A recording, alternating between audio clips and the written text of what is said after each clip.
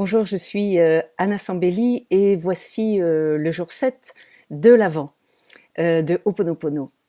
Alors, jusqu'ici, nous avons vu plusieurs choses. La première, c'est euh, comment, si vous avez envie de vous dégager, vous libérer de quelque chose dans votre vie, vous ne pouvez pas juste savoir qu'il faut s'en dégager, il faut aussi le repérer dans votre journée.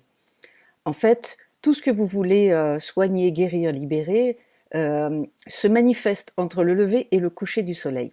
On ne retourne pas dans le passé. Donc du coup, tout l'intérêt est de savoir, alors qu'est-ce que je regarde dans mon présent. Donc vous avez vu que vous regardez partout où vous tenez des comptes, où vous êtes dans la comparaison de 3 fois lui, 2 fois moi. C'est-à-dire qu'il n'y a pas quelque chose de spontané dans ce qui est. Il faut absolument contrôler. Vous pouvez trouver aussi ces mémoires chaque fois que vous êtes identifié à je suis seul, il n'y a que moi qui fais, quand j'ai besoin d'aide, il n'y a personne, tout repose sur moi, l'autre ne participe pas. Vous avez aussi tous les sentiments d'injustice, c'est-à-dire quelque chose qui vous met dans la colère, quelque chose qui ne passe pas en fait. Tellement vous sentez que quelque chose n'est pas aligné, c'est trop injuste, mais vous restez quand même accroché. Et puis on a vu aussi, chaque fois que vous vous sentez démuni, dans l'impuissance totale, à pouvoir régler une situation. Donc aujourd'hui, je vais vous donner un dernier exemple.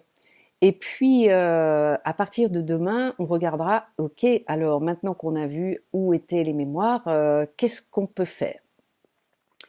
Donc, vous avez aussi une mémoire chaque fois que vous êtes dans une surréaction, c'est-à-dire que, je ne sais pas, vous arrivez chez vous, vous êtes déjà dans une émotion là, et il suffit que le chat renverse son lait, que le chien aboie, que le mari ou un enfant ou un petit enfant fasse du bruit, et là tout d'un coup vous déversez toute votre colère, votre haine, et vous voyez bien que il y a disproportion entre la situation et votre réaction.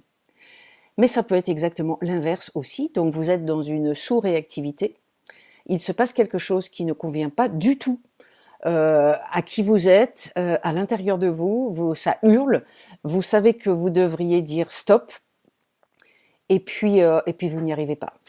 Ou alors vous avez quelque chose à dire, et puis vous n'arrivez pas à le dire, vous le direz demain.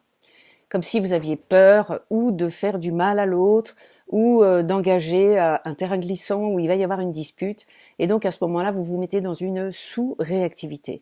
Donc vous n'êtes pas non plus dans le présent, vous êtes dans une mémoire, et vous allez voir demain, à partir du moment où on repère, et c'est le plus important, qu'on est dans une mémoire, qu'est-ce qu'on peut faire à cet instant précis? Voilà pour aujourd'hui. Vous pouvez vous abonner à ma chaîne YouTube si ce n'est pas déjà fait, et je vous retrouve demain pour la suite.